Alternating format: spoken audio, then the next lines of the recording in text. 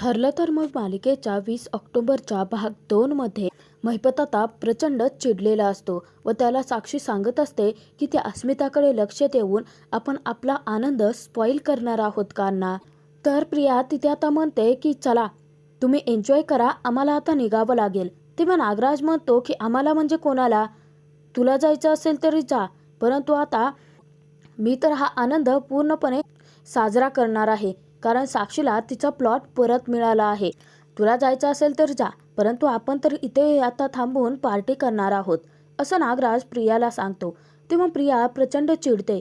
ती नागराजला म्हणते की म्हणजे तुम्ही इथे थांबून मस्त पार्टी एन्जॉय करणार आणि मी काय करणार, त्या प्रतिमाच्या गोळ्यांचा वास घेत बसणार का?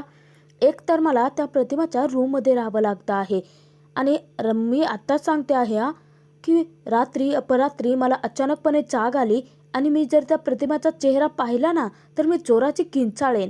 प्रिया खूपच चिडलेली असते. नागराच्या सगळ्या नाळ्या, सगळे धागेदोरे हे प्रियाच्या हातात असतात. प्रिया त्यांना दम देते की ते काही नाही, तुम्हाला आत्ताच्या आता माझ्यासोबत घरी चलावं लागेल, नाहीतर किल्लेदाराला पीन मारे ना मी. नागराजचा आता नाईलाज होतो. नागराजला प्रियाचं ऐकावंच लागतं. तर नागराज तिथे आता महिपत साक्षी या दोघांनाही सांगतो की चला मला निघावं लागेल, परंतु तुम्ही तरी छान एन्जॉय करा पार्टी, चला निघतो. म्हणून आता ते दोघेही निघून जातात. तर मध्यरात्री अर्जुनचा आता गनिमी गावा सुरू होतो, तेही चैतन्याच्या साथीने. अर्जुन आधी अंदाजा घेतो की सायली नक्की गाढ झोपली आहे का, आणि त्याचनंतर अर्जुन हा उठतो. अर्जुन चोर पावलाने सर्व काही तयारी करायला लागतो. अर्जुनने आता कपाटातून ब्लॅक ड्रेस काढलेला असतो आणि त्याने आता तो ड्रेस घातलेला देखील असतो. बाहेर आल्यानंतर अर्जुन पुन्हा पाहतो तर सायली अगदी गाढ झोपी गेलेली असते. अर्जुन त्यानंतर चोर पावलाने तेथून बाहेर पडतो. तर तोचपर्यंत चैतन्य हा घराबाहेर अर्जुनची वाट पाहत असतो. अर्जुन आल्यानंतर चैतन्य त्याला विचारतो की काय रे अर्जुन, किती उशीर. तेव्हा तिथे आता अर्जुन सांगतो की काय करणार चैतन्य, मिसेस सायली किती रडत होत्या बघतोस ना तू, त्यांना आधी शांत केलं, त्यांना गाढ झोपवलं आणि मग आलो आहे. तर अर्जुनने आता मास्क आणलेले असतात. तो चैतन्याला ते मास्क घालायला सांगतो. तेव्हा चैतन्य चकित होऊनच विचारतो की अर्जुन नक्की काय चाललं आहे तुझं. आधी मला म्हणालास की काळे कपडे तुला घालायचे आहेत, त्याच नंतर पुढे तू काय म्हणालास की आपण गाडीने नाही तर टू व्हीलरने जायचं आहे. आता मी टू व्हीलर सुद्धा रेडी केली आहे आणि आता तुझं काय चाललंय तर मास्क घालायचं आहे. आपण कोणत्या थीम पार्टीला वगैरे चाललो आहोत का, असं चैतन्याने विचारल्यानंतर अर्जुन त्याला म्हणतो की चैतन्य तुला आता हेच समजावं लागेल. आणि अर्जुन पटकन आता चैतन्याच्या हातून बाईकची चावी घेतो व हेल्मेट घालून पटकन आता दोघेही मास्क घालतात व मोहिमेला सुरुवात करतात. त्यांचं मिशन असतं की लाचखोर जजला महिपतच्या घरी लाच घेताना रंगेहात पकडायचं आणि त्याचनंतर आश्रमाचा स्टे पुन्हा बसून आश्रम वाचवायचं. तर इकडे आता महिपतने सर्व काही तयारी केलेली असते पार्टीची, की ज्या पार्टीमध्ये जजला त्याने बोलावलेलं असतं. त्याच्या 2 माणसांनी सर्व काही तयारी करण्याचं सामान ते घेऊन आलेले असतात. तर महिपत त्यांचं कौतुकच करतो. तो म्हणतो की भले शाबास, आता दारू वगैरे तर चकना वगैरे तुम्ही सगळं काही घेऊन आला आहात, आता मस्त कसं याच्यासोबत चमचमीत जेवण पाहिजे, तेही कसं गरम, आणि त्याच्यासोबत भाकरी देखील. आता नक्की काय काय करायचं आहे त्याच्या गुंडांना महिपतने सांगितलेलं असतं. इतक्यातच महिपतचा फोन वाजतो. महिपतला त्या जजचाच फोन आलेला असतो. तर महिपत तिथे आता म्हणतो की काय जज साहेब, कुठे राहिले तुम्ही? अहो तुमच्यासाठी सर्व काही तयारी जय्यत तयारी करून ठेवली आहे, तुमचे फक्त आता इथे पाय लागायचंच बाकी राहिलं आहे. इतक्यातच तिथे साक्षी येते. साक्षी येऊन आता महिपतला मिठी मारते. तेव्हा तिथे आता साक्षी खूपच खुश असते. महिपत तिथे म्हणतो की अरे वा, कधी नाही ते आज बापावरती एवढं प्रेम होतू चाललं आहे. तर तिथे आता साक्षी सांगते की काय अण्णा, अहो तुम्ही माझ्यासाठी खरंच खूप महत्त्वाचं काम केलं आहे. तुम्हाला माहिती आहे ना की ते रिसॉर्ट बांधणं हे माझं ड्रीम प्रोजेक्ट आहे आणि ते फायनली तुमच्यामुळे पूर्ण होणार आहे. तर रिसॉर्ट अण्णा, हे रिसॉर्ट आहे ना ते एशियामधलं सर्वात बेस्ट रिसॉर्ट असेल. तेव्हा तिथे आता महिपत सांगतो की हो, परंतु आता जोपर्यंत तो जज आपल्या खिशात आहे ना तोपर्यंत आपण महत्त्वाचं काम करवून घेऊ त्याच्याकडून. महिपतच्या डोक्यात एक वेगळाच प्लॅन शिजत असतो, परंतु अर्जुन आता त्याच्या प्लॅनचा सगळ्याचा बट्ट्याबोळ करणार असतो. तर साक्षी तिथे आता विचारते की अण्णा, महत्त्वाचं काम म्हणजे तुम्हाला असं वाटतं का की तो जज मला या खुनाच्या केसमधून बाहेर काढू शकतो. तर तिथे आता महिपत सांगतो की 113%. आता तो जोपर्यंत आपल्या खिशात आहे ना, तोपर्यंत त्याच्याकडून हे काम करून घ्यायचं आपण. त्याचं विमान जरा थोडं हवेत उडू दे, मग त्याच्याकडे विषय काढतोच. तेव्हा तिथे साक्षी म्हणते की मग त्या मधुकर पाटलाला फाशी होणार. याचंही बघा अण्णा. अण्णा, ज्याप्रमाणे हे आश्रम आपल्या आयुष्यातून निघून जात आहे ना, त्याचप्रमाणे हे मर्डर केससुद्धा निघून जायला हवी. असं साक्षीने तिथे म्हणता क्षणी महिपतची क्रेतेला सांगतो की तेच चाललं आहे बेटा, तुझ्यासाठी एवढं तर करणारच ना. तर तिथे आता साक्षी खुश होऊन महिपतचे पुन्हा पुन्हा आभार मानत असते. तर इकडे प्रतिमा आता झोपलेली असते आणि चोर पावलाने प्रिया रूममध्ये एंट्री करते. प्रतिमा पाहिल्यानंतर प्रियाच्या डोक्यात आता थिळक जाते व ते विचार करते की काय घाणेरडं नशीब आहे माझं. तो नागराज या वयात देखील पार्ट्या करतो आहे आणि माझ्या थिएटरमध्ये या प्रतिमा नावाची हॉरर फिल्म चालू आहे. प्रिया खूपच वैतागून गेलेली असते. त्यानंतर मुद्दाम प्रिया आता प्रतिमाला त्रास द्यायचा विचार करते व प्रिया मुद्दाम आता जो दरवाजा असतो तो चोराचा ढकलते. त्यामुळे प्रतिमाची झोप मोडते. तरी देखील प्रिया असं नाटक करते की सॉरी आई, चुकून जोराचा दरवाजा ढकलला. तर प्रतिमा आता निमूटपणे झोपलेली असते, परंतु प्रिया मुद्दाम करायला लागते. प्रियाने त्यानंतर आता मोबाईल सुरू केलेला असतो व त्याच्यामध्ये आता कॉमेडी फिल्म पाहत ती जोरजोराची हसायला लागलेली असते आणि आवाज देखील तिने पूर्ण सोडलेला असतो. प्रतिमाला याचा आता खूप त्रास होत असतो कारण तिला झोप लागत नसते. प्रतिमा तिथे आता प्रियाला म्हणते की तन्वी, जरा आवाज कमी करतेस का. तरी देखील प्रिया ऐकून न ऐकल्यासारखं मुद्दाम करायला लागते आणि मग जास्तीच मोठ्याने हसायला लागते. परत परत प्रतिमा प्रियाला सांगत असते की तो आवाज कमी कर. तरी देखील आता प्रिया ऐकतच नसते. प्रिया मुद्दाम करत असते. प्रतिमा उठते आणि जाऊन प्रियाच्या हातून आता मोबाईल खेचून घेते. प्रतिमाने बरोबर प्रियाला अद्दल घडवलेली असते. तर प्रिया तिथे आता विचारते की काय झालं आई, अगं तू माझ्या हातून मोबाईल का काढून घेतलास. तर तिथे प्रतिमा म्हणते की तन्वी, मी किती वेळ झाला आहे तुला सांगते की आवाज कमी कर, परंतु तू ऐकलंच नाहीस माझं. तर तिथे प्रिया असं नाटक करते की ती सांगते, आई अगं हे काय मी मुद्दाम करते आहे का. म्हणजे मोबाईलचा आवाज जास्त होता ना, त्या आवाजामध्ये तुझा आवाज मला ऐकायलाच नाही आला. सॉरी मला माफ करा, उगाचच तुझी मी झोप मोड केली, तू जाऊन झोप ना. असं प्रिया तिथे आता प्रतिमाला गोड बोलते. तर आता तिथे आता प्रियाने ऐकलं आहे म्हटल्यानंतर प्रतिमा देखील निमूटपणे परत येते व झोपायला लागते. प्रतिमाला अशी झोप लागते की नाही तर प्रिया परत प्रतिमाला हाक मारते. ती पुन्हा आता प्रतिमाला गुड नाईट म्हणते. तर प्रतिमा पुन्हा आता निमूटपणे झोपी जाते. तेव्हा नीच प्रिया मनोमन विचार करते की आता तुझी ही गुड नाईट दररोज कशी बॅड नाईट करते ते बघ. तुला मी इतका मुद्दाम त्रास देईल ना की तू स्वतः मला माझ्या खोलीत पाठवशील. तर तोचपर्यंत अर्जुन चैतन्य दोघेही आता आपल्या मिशनपर्यंत पोहोचलेले असतात.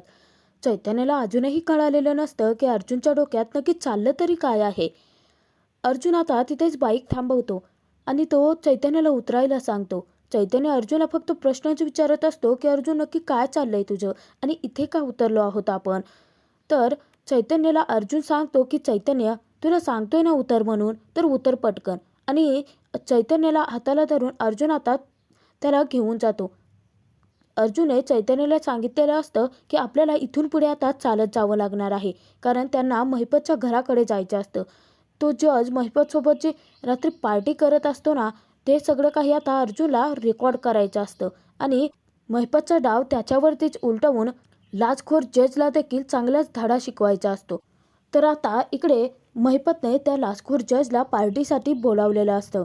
तर साक्षी, महिपत आणि तो लाचखोर जज तिथे आता मस्त रात्र एन्जॉय करत असतात, पार्टी एन्जॉय करत असतात, अगदी आश्रम मिळाल्याचा आनंद साजरा करत असतात व महिपतचे काही गुंड देखील तिथेच असतात. तर महिपतची क्रिया आता तिथे दारूच्या नशेमध्ये असतो. तो त्या लाचखोर जजला अभिनंदन म्हणतो. तर तो लाचखोर जज म्हणतो की अहो तुम्ही माझं का अभिनंदन करतायत. तो रिसॉर्टचा बांधण्याचा जो प्लॉट आहे ना, तो तुमचा आहे ना आणि तो अखेर तुम्हाला मिळाला आहे, याच्याबद्दल मीच तुमचं अभिनंदन करायला हवं. तर तिथे आता महिपत सांगतो की अहो अभिनंदन याच्यासाठी कारण जो रिसॉर्ट आता उभा राहणार आहे ना, त्याचा एक सूट आम्ही तुमच्या नावाने करणार आहोत ना, तो तुम्हाला मिळणार आहे.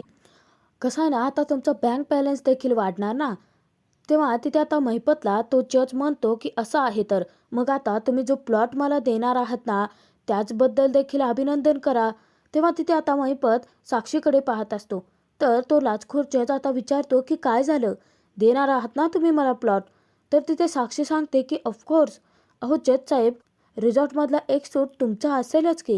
आता तुमच्या फ्लॅटच्या किल्ल्या लवकरच तुमच्या हातात असतील, असं साक्षी तिथे आता जजला सांगते. जज अगदी आनंदाने वेडापिसाच झालेला असतो. त्याने एक काम काय केलं तर त्याला कितीतरी पैसे देखील मिळाले असतात व त्याचबरोबर प्लॉट देखील. महिपत तिथे आता म्हणतो की जज साहेब, आता तुम्हाला प्लॉटच्या चाव्या तर लवकरच दिल्या जातील, परंतु त्याच्या खाली उभी करायला एक गाडीसुद्धा दिली जाईल. तोचपर्यंत बाहेरून चैतन्य अर्जुन आता महिपतच्या घरात शिरत असतात. दोघांचाही नवा खेळ सुरू झालेला असतं, एक नवं मिशन सुरू झालेलं असतं. तर चैतन्य आता घाबरून गेलेला असतो. तो अर्जुनला म्हणतो की अरे अर्जुन, हे तर साक्षीचं घर आहे. तर चैतन्याला अर्जुन पटकन आता मास्क घालायला सांगतो व ते दोघेही आता गेटवरून खालती उडी मारतात. तर त्याचनंतर दोघेही एका खिडकीत येतात व खिडकीतून आता वाकून पाहत असतात. तर समोरच आता महिपत हा जजला दारू पिण्यासाठी जबरदस्ती करत असतो. तर तो जज सांगत असतो की बस महिपत शेठ, अहो कॅपॅसिटी नाही राहिली आपली. तरी देखील आता महिपत जबरदस्ती करत असतो, कारण त्याला त्याचं पुढचं कामही करवून घ्यायचं असतं. तर अर्जुन चैतन्य हे सगळं खिडकीतून पाहत असतात. चैतन्याला आता मोठा धक्काच बसतो. चैतन्य म्हणतो की अरे, हा तर तोच जज आहे. तेव्हा अर्जुन म्हणतो की तुला काय वाटलं चैतन्य, आश्रमाचा स्टे असा सहजासहजी कसा काय उठू शकतो? हे गोष्ट मला आधीच माहिती होती. या महिपतने करप्शनची त्याची जी कीड आहे ना, ती आपल्यासारख्या प्रोफेशनल वकिलापर्यंत देखील पोहोचवली आहे. आता हा जजच बघ. तर अर्जुन तिथे आता चैतन्याला सांगतो की आता या महिपतची कशी वाट लावतो ते बघतच राहतो. हे सत्य मी सगळ्या जगासमोर घेऊन येईल, असं म्हणत अर्जुन आता खिडकीत चोर पावलाने बसतो व व्हिडिओ काढायला लागतो. तर तिथे आता तो जज दारूच्या नशेमध्ये महिपतला सांगत असतो की महिपत शेठ, अहो तुम्ही थेट आमदाराकडेच वशिला लावलात आणि आमदाराच्या सांगण्यावरून मला कोर्टाचा निर्णय तुमच्या बाजूने द्यावा लागला आहे. तेव्हा साक्षी जजला सांगते की अहो आमचा विश्वासच होता जज साहेब तुमच्यावरती, म्हणूनच तर आम्ही आमच्या रिसॉर्टमधला पर्मनंट सूट तुम्हाला दिला आहे ना. अर्जुन हे सर्व काही रेकॉर्ड करत असतो. साक्षी, महिपतवर ना तिथेच तो लाचखोर जज या तिघांचाही चांगलाच बँड वाजवणारा असतो. अर्जुनच्या कचाट्यात तिघेही अडकलेले असतात. तर तोचपर्यंत इकडे सुभेदारांच्या घरी कल्पना ही जागी झालेली असते. ज्यावेळी ती पाणी आणण्यासाठी बाहेर येते त्याच वेळेस तिचं लक्ष अर्जुनच्या खोलीकडे जातं. तर अर्जुनच्या रूमचा दरवाजा उघडाच असतो आणि कल्पना चकित होते. विचार करते की अरे बापरे, अर्जुन अजूनही काम करत बसला असेल. तर साक्षी त्यानंतर तेथून उठते. अर्जुन पटकन सावध होतो आणि बाजूला सरकतो. तर तिथे आता साक्षी महिपतला सांगते की अण्णा, आपलं जे महत्त्वाचं काम होतं ते महत्त्वाचं काम सांगा ना आपल्या जज साहेबांना. तर इकडे कल्पना अर्जुनला पाहण्यासाठी त्याच्या रूममध्ये आलेली असते. तेव्हा कल्पनाच्या समोर एक वेगळंच सत्य येतं की अर्जुन तर रूममध्ये नसतोच, परंतु कल्पनाला आता विचित्रच वाटतं की सायले अर्जुनच्या दोघांच्या मध्येही त्या उषा का लावल्या असाव्यात, असा तिला आता प्रश्न पडतो. अर्जुनला आता ती शोधायला लागते. तर महिपत तिथे आता त्या जजला सांगत असतो की जज साहेब, माझं ना तुमच्याकडे खूप महत्त्वाचं काम आहे. तर तिथे आता जज दारूच्या नशेत असतो. तो म्हणतो की महिपतराव, अहो तुमच्या सेवेसाठी आपण कायम तत्पर आहोत. इतक्यातच आता तिथे महिपतच्या माणसाने चिकन तंदुरी व आणखीन काही पदार्थ आणलेले असतात. ते पाहता तिथे आता जजच्या तोंडाला पाणी सुटतं आणि तो म्हणतो की अरे वा, चिकन तंदुरी, आणि तो महिपतशी बोलायचं सोडून ते खात बसायला लागतो. आता तिथे आता महिपतला जजला सगळं काही सांगायचं असतं आणि साक्षीला त्या खुनाच्या प्रकरणातून बाहेर काढायचं असतं. इतक्यातच अर्जुनच्या फोनवरती कल्पना फोन करत असते.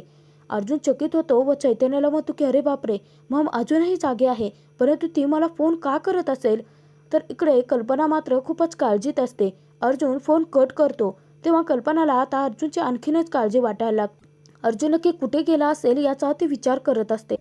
कल्पना तिथे आता विचार करते की अर्जुन हा चैतन्यसोबत नक्कीच असेल आणि कल्पना तिथे आता अर्जुनला नाही तर चैतन्याला फोन करते.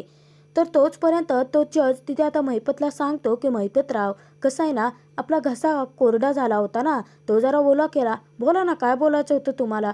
तर तिथे आता महिपत म्हणतो की आपली जी पोरगी आहे साक्षी, ती ना त्या खुनाच्या केसमध्ये अडकली आहे असं बोलता क्षणी इकडे कल्पनाचा चैतन्याला फोन येतो व चैतन्याचा फोन वाजल्यानंतर तिथे आता महिपत, साक्षी, तो वकील आणि महिपतचे गुंड देखील सावध झालेले असतात. महिपत आता तसाच उठतो आणि म्हणायला लागतो की कोण आहे रे, कोण आहे बाहेर. आणि ते आता सगळेजण शोधाशोध करत असतात. तोचपर्यंत चैतन्य अर्जुन दोघेही आता पसार झालेले असतात. परंतु अर्जुनला जो महत्त्वाचा पुरावा हवा होता तो पुरावा त्याने मिळवलेला असतो. तर दुसऱ्या दिवशी सकाळी सायली ज्यावेळी झोपेतून उठते तेव्हा ती चिरकतच माझं घर असं म्हणत उठलेली असते. तर सायली ज्यावेळी आता इकडे तिकडे पाहते तर ती डोक्याला हात लावते आणि ती म्हणते की रात्रभर किती विचित्र स्वप्न पडत होते. मला ना असं वाटलं होतं की सकाळी उठल्यानंतर मला आनंदाची बातमी मिळेल की माझं जे घर आहे, वात्सल्य आश्रम आहे, त्याला काहीच होणार नाही आहे. परंतु ती सत्यता नाही आहे हे सायलीला आता कळालेलं असतं. परंतु सायलीला आता ते सत्य पचवणं खूपच जड जाणारं असतं. सायली डोक्याला हात लावून बसते व खूपच रडत असते. तर तोचपर्यंत अर्जुन, चैतन्य यांनी गनिमी काव्याने खूप महत्त्वाचा पुरावा मिळवलेला असतो. अर्जुन, चैतन्य दोघेही आता ती व्हिडिओ पाहत असतात. तर चैतन्य तिथे अर्जुनला म्हणतो की क्या बात है अर्जुन, खूप महत्त्वाचा पुरावा लागला आहे आपल्या हाती. तर चैतन्याला अर्जुन सांगतो की हे बघ, मी तुला तो व्हिडिओ मेल केला आहे, त्याचबरोबर इतर डिव्हायसेसमध्ये देखील तो सेव्ह करून ठेवला आहे, तो डाउनलोड करून घे. इतक्यातच आता विमल तिथे अर्जुन, चैतन्य दोघांसाठी कॉफी घेऊन येते. चैतन्य तिथे आता विमलला म्हणतो की क्या बात है विमलताई, मला कॉफीची अत्यंत गरज होती. इतक्यातच तिथे आता कल्पना येते. कल्पना विमलला विचारते की कॉफी तू केली आहेस, सायली आली नाही. ते मग विमल सांगते की नाही. तर अर्जुन तिथे कल्पनाला म्हणतो की मॉम, अगं सायली झोपली आहे, म्हणजे आज आश्रम पाडणार आहेत, त्यामुळे ती खूपच डिस्टर्ब होती आणि रात्री खूप उशिरा तिला झोप लागली आहे, त्यामुळे मी तिला आता उठवलं नाही लवकर. परंतु सायली ऑलरेडी उठलेली असते. एक विचित्र स्वप्नाने तिला जाग आणलेली असते. तर कल्पना तेव्हा आता अर्जुनला म्हणते की हो अर्जुन, सायलीची मनस्थिती मी समजून घेऊ शकते. आता आपलं घर, आपलं माहेर उद्ध्वस्त होणार आहे ही कल्पना देखील करवत नाही आणि ती सत्यता आता सायलीला पचवावी लागणार आहे. तर कल्पना पुढे अर्जुनला सांगते की अर्जुन, असंही सायली गेले 2-3 दिवस खूपच अपसेट होते, तिला जरा आराम करायलाच हवा आहे. तर चैतन्य तिथे आता म्हणतो की चल मावशी, आम्हाला कोर्टात महत्त्वाचं काम आहे, जावं लागेल आम्हाला, आम्ही निघतो. तर चैतन्य अर्जुन दोघेही आता मोहीम फत्ते केलेली असते व तिथे आता स्टे ऑर्डर आणण्यासाठी कोर्टात निघालेले असतात. कल्पनाचं लक्ष ज्यावेळी पाठीमागे जातं तर सायली उठून बाहेर आलेली असते. तेव्हा सायली तिथे आता म्हणते की यांच्यासाठी मी नाश्ता करते. तर कल्पना तिथे आता सायलीला सांगते की सायली, अगं अर्जुन, चैतन्य दोघेही निघाली सुद्धा नाही, म्हणजे ते म्हणत होते की कोर्टात त्यांना काहीतरी महत्त्वाचं काम आहे, त्याचसाठी ते दोघे गेले आहेत. परंतु तू ये बरं, तू बस आधी. कल्पना तिथे आता सायलीला बसवते आणि सायलीला म्हणते की सायली, अगं काय अवस्था करवून घेतली आहे स्वतःची, अगं नीट खात पीत नाही, सतत काळजी करत असतेस, याने तुझी तब्येत बिघडेल ना. तेव्हा तिथे सायली सांगते की नाही आई, मला ना सतत याच गोष्टीची भीती वाटते आहे, सतत काळजी या गोष्टीची वाटते आहे की माझं आश्रम, माझं जे घर होतं ते आता माझ्या नजरेसमोर कधीच नसणार आहे. सायली तिथे आता म्हणायला लागते की आई, मला ना माझं घर एकदा बघायचं आहे, म्हणजे शेवटचं, त्या घरातली फुलं, त्या घराच्या भिंती ह्यांना एकदा स्पर्श शेवटचा करून येते ना, मला बघावंसं वाटतं आहे माझं घर, असं ती कल्पनाला सांगते. तेव्हा तिथे कल्पना म्हणते की सायली, अगं तुला जावंसं वाटतं आहे ना तर तू जा, हां, पण एकटी जाऊ नकोस हां. तर तिथे आता सायली म्हणते की कुसुमताईला मी सोबत घेऊन जाते, कारण कुसुमताईची मनस्थिती देखील माझ्याच सारखी आहे ना. असं विचार करत आता तिथे सायली पटकन कुसुमला फोन करते. तर सायलीने कुसुमला फोन केलेला असतो व ती सांगते की कुसुमताई, आज आपलं घर पडलं जाणार आहे, आपण शेवटचं ते घर एकदा बघून यायचं का. तर कुसुमताई म्हणते की सायली, अगदी माझ्या मनातलं बोललीस का, आता हे विचारण्यासाठी मी तुला फोनच करणार होते, आपण निघूयात. तेव्हा आता सायली फोन ठेवते व कल्पनाला सांगते की आई, कुसुमताई तयार आहे, आम्ही दोघी जाऊन शेवटचा आमचा आश्रम पाहून येतो. सायलीने खूप काळजावरती मोठा दगड ठेवत आता हे सत्य स्वीकारायचं असं ठरवलेलं असतं. काही वेळानंतर सायली, कुसुम दोघेही आश्रमात आलेले असतात व आश्रमाच्या जुन्या आठवणी त्यांना आठवत असतात की साऊ कशी मधुभाऊंकडे हट्ट करायची, त्यानंतर मधुभाऊने तिची घेतलेली काळजी, कुसुमताई असायची, लहान मुलं त्यांची, हे सगळं काही त्यांना आठवत असतं. हा भाग इथे संपतो. पुढील भागात आपण पाहणार आहोत तर महिपत साक्षी यांनी आता JCB बोलावलेला असतो. त्याचबरोबर काही कामगार देखील तिथे आलेले असतात आश्रम पाडण्यासाठी. सायली त्यांच्याकडे विनंती करत असते, त्यांना भीक मागत असते की हे आश्रम पाडू नका, आमचं घर असं तोडू नका. तर कुसुमताई सायलीला थांबवत असते. परंतु ज्यावेळी JCB समोर येतो आश्रम तोडण्यासाठी, त्याच वेळेस तिथे आता सायली त्या JCBच्या समोर उभी राहते व हात जोडून त्यांना विनंती करत असते की मी तुमच्यासमोर हात जोडते, आमचं हे घर पाडू नका. तर नीच महिपत तिथे आता त्या JCB ड्रायव्हरला सांगतो की तिचं काय मनावर घेतो आहे, टाक ना तोडू. तर JCB आता पुढे जाऊन ते आश्रम तोडायला लागतो. एक भाग आश्रमाचा तोडल्यानंतर तिथे आता सायली परत परत महिपतला हात जोडून विनंती करत असते. तर साक्षीला तिथे सायलीवरती हसू येत असतं. इतक्यातच अर्जुन धाव घेतो. अर्जुन हिरो स्टाईलने धमाकेदार एंट्री करतो. अर्जुन पुढे येतो व महिपतच्या तोंडावरती कोर्टाची स्टे ऑर्डर फेकतो. तो त्याला सांगतो की महिपत शिकरे, माझ्याकडे कोर्टाची स्टे ऑर्डर आहे. तू हे आश्रम पाडायचाच विचार सोडून दे, याला तू धक्का देखील लावू शकत नाही. सायलीसाठी अर्जुनने एक गुड न्यूज आणलेली असते, आनंदाची बातमी असते. सायली पळत येऊन अर्जुनला मिठी मारते. अर्जुनने आश्रम आता वाचवलेलं असतं. सायलीला दिलेला शब्द देखील पाळलेला असतो व त्याचबरोबर महिपत साक्षी व जज यांना चांगलाच धडा शिकवलेला